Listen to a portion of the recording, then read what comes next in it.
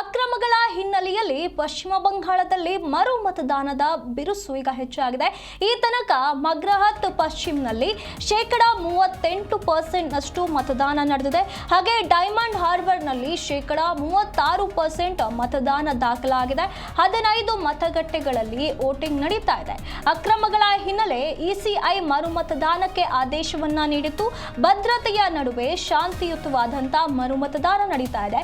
ಪಶ್ಚಿಮ ಬಂಗಾಳದ ಮರು ಮತದಾನದ ಪ್ರಕ್ರಿಯೆ ಈಗ ನಡೀತಾ ಇರುವುದು ಯಾವ ಕಾರಣಕ್ಕೆ ಅಂತಂದ್ರೆ ಇಲ್ಲಿ ಅಕ್ರಮಗಳು ನಡೆದಿವೆ ಅನ್ನುವಂತ ಆರೋಪಗಳು ಕೇಳಿ ಬಂದಿತ್ತು. ಹಾಗಾಗಿ ಇಲ್ಲಿ ಮರು ಮತದಾನ ಆರಂಭವಾಗಿರುವಂತದ್ದು. ಮತದಾರರು ಉತ್ತಮ ಸ್ಪಂದನೆಯನ್ನ ನೀಡುತ್ತಾ ಇದ್ದಾರೆ. ಬೆಳಗ್ಗೆಯಿಂದಲೇ ಈ ತನಕ ಮಗ್ರಹತ್ ಪಶ್ಚಿಮ ಕ್ಷೇತ್ರದಲ್ಲಿ ಸುಮಾರು 38% ಹೆಚ್ಚು ಮತದಾನ ದಾಖಲಾಗಿದೆ. ಡೈಮಂಡ್ ಹಾರ್ಬರ್ ಕ್ಷೇತ್ರದಲ್ಲಿ 36% ಮತದಾನವಾಗಿದೆ. ದಕ್ಷಿಣ 24 ಪರಗಣ ಜಿಲ್ಲೆಯ 15 ಮತಗಟ್ಟೆಗಳಲ್ಲಿ ಈಗ ಮರು ಮತದಾನ ನಡೀತಾ ಇದೆ. ಏಪ್ರಿಲ್ 29ರಂದು ನಡೆದ ಮತದಾನದಲ್ಲಿ ಅಕ್ರಮಗಳ ಆರೋಪದ ಮೇಲೆ ಈ ಮರು ಮತದಾನ ನಡೀತಾ ಇದೆ.